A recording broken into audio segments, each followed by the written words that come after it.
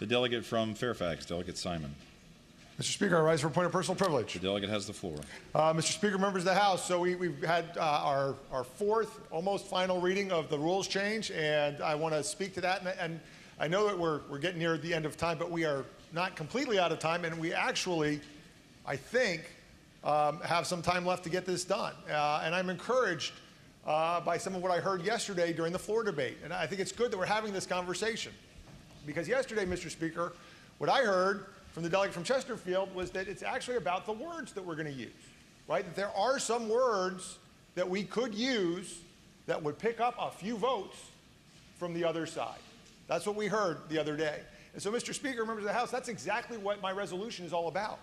Because the constitutional amendment that we'd seek to discharge is a first reference, right? I know that's a little technical, but what that means is it's fully amendable, right? So if we can get that resolution to the floor, then we can amend it, we can change it, we can talk about what words we really need to use to get the votes that we need from the other side to get this into the Constitution. Because, Mr. Speaker, members of the House, this is really, really important, right? In a post-Dobbs world, the only protection that women have for their freedom, their reproductive freedom, is if we put it in our Constitution. Because the delegate from Albemarle reminded us yesterday, right, that the laws that we have on the books are not enough, right? Laws can be changed.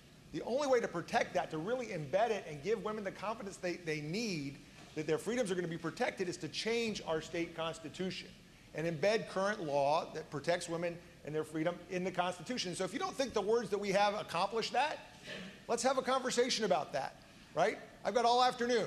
You know, I'll be here. I'll help the pages a little bit. I'll run around and page for the pages. But beyond that, we're around. We have time left. There is enough time to get this right. But first, we need to vote for my resolution so that we can get that amendment discharged, get it to the floor. Let's have that conversation. Let's embed these words that we need, whatever words they need to be, into the Constitution that protect women's reproductive freedom.